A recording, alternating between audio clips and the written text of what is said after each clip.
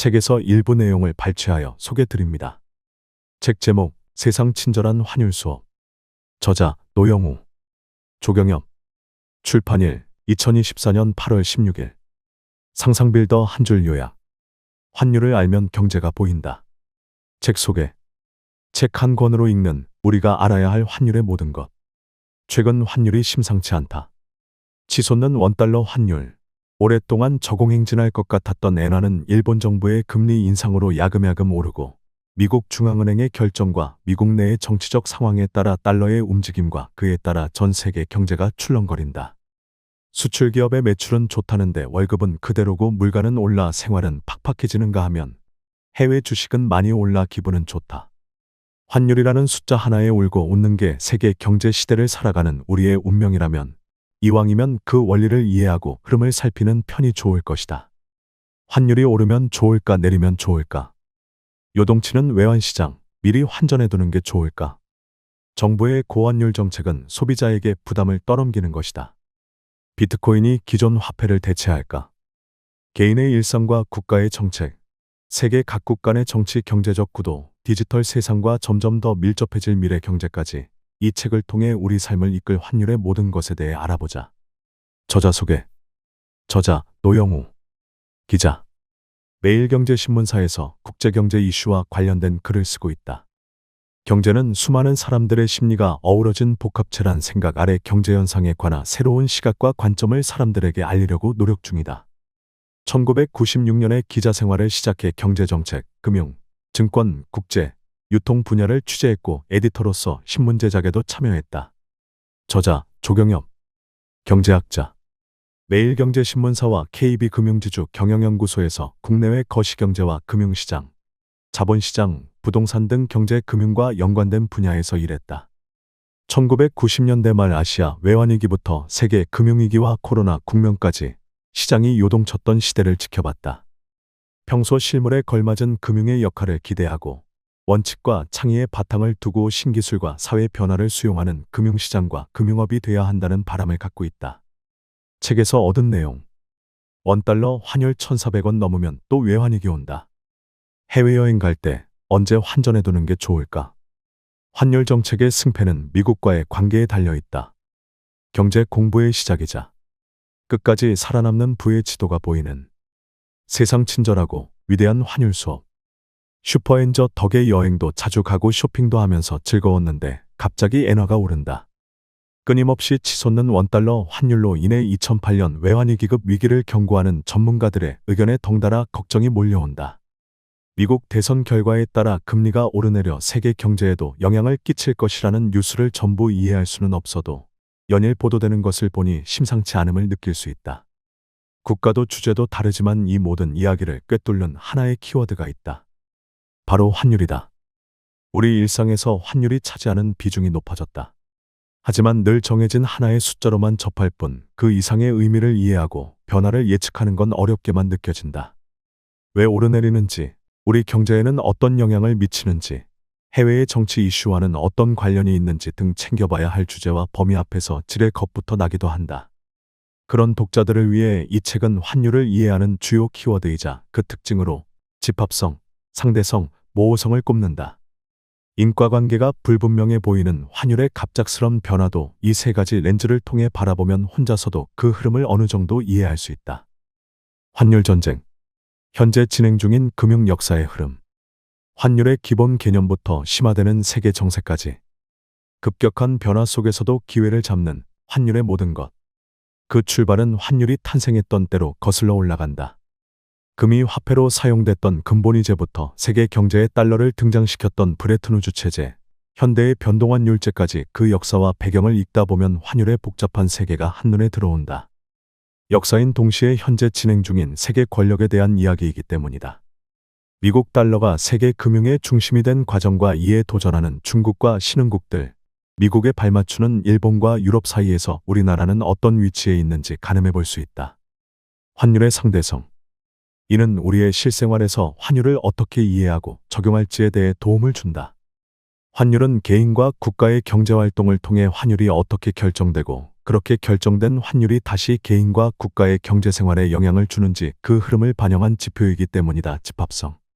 한 국가 내에서도 이해관계를 가르고 국내외 투자 심리를 조정하며 내가 다니는 회사의 매출과 생활비를 좌우하는 과정을 보면 일상에서도 환율의 존재감을 느낄 수 있을 것이다. 또한 비트코인이나 전자화폐 등 미래 디지털 세상에서의 우리 삶도 상상해 볼 수 있을 것이다. 이 책의 저자들은 저널리스트와 연구자로서 20년 넘게 현장과 이론을 넘나들었다. 이 덕에 경제 논리의 바탕을 두면서도 때론 국가 간 힘의 논리에 의해 돌아가는 세계 경제와 각국의 정치 상황에 따른 생생한 환율 이야기가 담길 수 있었다. 이제 막 투자와 경제 공부에 뛰어든 사람부터 점점 더 첨예해지는 세계 정세를 이해하고 싶은 이들까지 세계 경제를 이해하고 환율 변동 속에서 기회를 찾는 데는 이 한 권이면 충분할 것이다. 국제무역의 세계에서는 물건을 비싸게 파는 것보다 싸게 파는 것이 더 큰 문제를 일으키는 경우가 많다. 국내 물건값은 그대로 두고 해외 물건값을 낮춰서 물건을 많이 파는 행위를 국제무역에서는 덤핑이라고 한다. 국제무역에서 덤핑은 불공정 무역으로 지탄을 받는 행위다. 물건을 싸게 파는 것이 문제라는 것이 아이러니하지만 국제무역을 이해하는 주요한 길이다. 재밌게도 환율이 바뀌면 이 같은 불공정한 무역행위가 정당화될 수 있다. 예를 들어 삼성전자가 스마트폰을 판매할 때 환율이 한 달러당 1,000원에서 1달러당 1,100원으로 바뀐다고 가정해보자. 이 경우 한국에서 100만 원인 삼성전자의 스마트폰 가격은 미국에서는 909달러 정도가 적정 가격이다. 그래야 한국의 100만 원과 비슷한 값이기 때문이다. 이때 삼성전자가 미국 판매용 스마트폰 가격을 900달러 정도로 낮춰도 별 문제가 되지 않는다. 이런 가격 변화는 덤핑이라고 할 수 없다. 새로운 환율 1달러 이꼬르 1,100원을 적용할 때 한국의 가격과 미국의 가격이 거의 같기 때문이다. 명목환율, 실질환율, 물가지수, 무역 비중 등 복잡해 보이지만 이 모든 개념을 관통하는 중요한 점이 있다. 환율은 국가정책뿐만 아니라 우리 일상과도 아주 밀접하다는 사실이다. 실질 실효환율에는 세계 각국의 물가와 우리나라와의 교역관계가 모두 반영돼 있다. 이 환율이 낮으면 내가 다니는 회사의 수출은 원활하지만 유학이나 여행 등으로 인해 개인적으로 외화가 필요할 경우 상당한 부담이 될 수 있다. 조금만 자신이 서 있는 위치를 바꾸면 같은 환율도 다르게 느껴지는 것이다. 이것이 환율을 넓은 시각에서 이해해야 하는 이유이기도 하다. 경기가 상승해서 수출이 늘면 버는 돈이 많아진다. 돈이 많으니 국내 소비량이 늘고 부족한 것은 외국에서 들여올 여력도 있어 수입도 늘어난다. 경기 상승기에는 일반적으로 수출이 늘어나는 폭이 국내 소비가 늘어나는 폭보다 크다. 이 때문에 외국에서 들어오는 돈의 양이 늘고 이는 원화가치 상승 환율 하락의 원인으로 작용한다.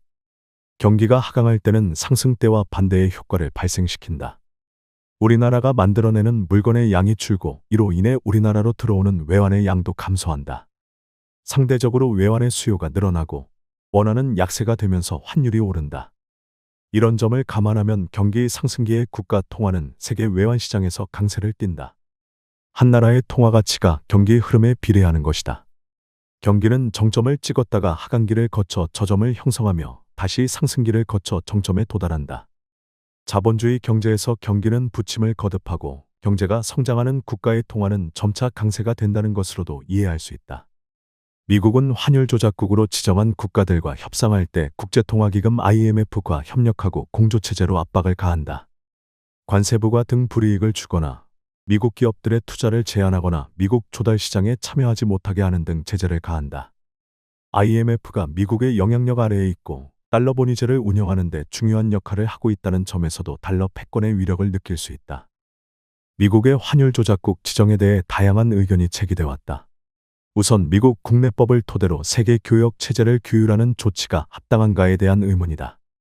힘의 논리가 작동하는 세계 경제와 외교의 현실 속에서 불가피한 측면이 있지만 자의적인 결정이라는 지적을 피하기 어렵다. 또한 환율 조작국이라는 오명 네임 앤 쉐임을 뒤집어 씌우는 효과가 있지만 실질적인 무역수지 개선에 도움이 되지 못한다는 지적도 있다. 통상에서 무역수지나 경상수지를 결정하는 것은 환율 못지않게 상품과 서비스를 생산하는 산업과 기업의 경쟁력에 달려있기 때문이다. 미국을 비롯한 세계 경제가 충격을 받으면 국제 금융시장에서 달러의 흐름에 변화가 생긴다. 미국 입장에서는 달러를 찍어내거나 회수함으로써 문제를 해결한다. 한마디로 외환시장으로부터 받는 충격은 그다지 없는 셈이다. 반면 미국을 제외한 나라들은 자국에 있는 달러를 단속하기 바쁘다. 달러가 빠져나가지 않도록 금리를 올리고 외환시장에 개입해 환율을 안정시키려고 노력한다. 이때 국가경제의 기본과 외환시장에서의 환율 사이에 괴리가 생기고 세계 곳곳에서 활약하는 투기 세력이 이 틈을 노린다. 예를 들면 특정 통화 가치가 실물 경제보다 과도하게 고평가됐다고 생각하면 계속 그 통화를 사들여 통화 가치의 거품을 만든 후 거품이 꺼지기 직전에 일거에 팔고 나간다. 또한 그들은 한 나라를 공격했다가 재미를 보지 못할 것 같으면 다른 나라로 이동한다. 여러 국가들을 찔러보다 약한 고리가 발견되면 물어뜯는다. 외환시장에서 그들에게 대항하는 법은 위기 상황에 처하더라도 포기하지 않고 버티는 것이다. 그들이 재미를 보지 못할 것 같다고 판단할 때까지 일단 살아남아야 한다.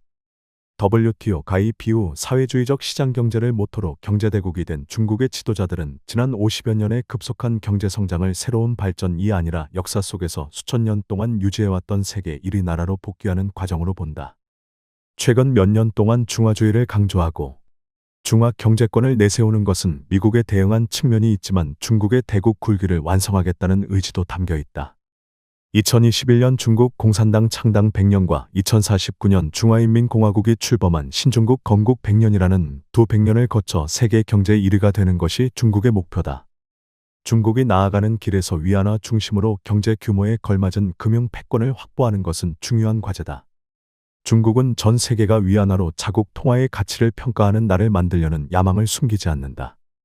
이를 위해 위안화가 흔들리지 않고 안정적인 가치를 유지할 수 있도록 중국은 여러 제도를 만들고 자체적인 시간표에 따라 금융자유화 조치를 시행하고 있다. 인도는 국제관계에서 다중 플레이어라고 불릴 정도로 복잡미묘한 입장을 보이고 있다. 2004년 미국, 일본, 호주, 인도가 참여하는 지역안보협력 체제인 쿼드 QUAD에 합류하는 한편 오랫동안 국경을 맞대고 분쟁해온 중국과 함께 브릭스, 상하이 협력기구에도 참여하고 있다. 또한 미국과 서방 선진국들의 러시아에 대한 금융제재에도 불구하고 인도는 러시아산 석유 수입을 크게 확대했다. 서방 제재 때문에 러시아산 석유를 낮은 가격에 수입할 수 있었고 이에 따라 재정 부담을 덜고 수입물가 하락에 따른 인플레이션 관리에 도움을 받았다. 이러한 외교적 행보는 최대한 실리를 얻으려는 전략이다. 아시아의 대국으로서 주변국을 이끌어가고 미국이나 중국 등 패권을 다투는 국가들과는 협력과 경쟁, 견제를 통해 위상을 확보하고 자국의 이익을 챙기려는 것으로 보인다. 환율은 다양한 변수에 따라 움직이지만 기준금리가 크게 작용한다. 이에 따라 일본이 초엔저를 지속해온 것은 장기간 마이너스 금리 정책을 해온 것이 핵심 요인이었다.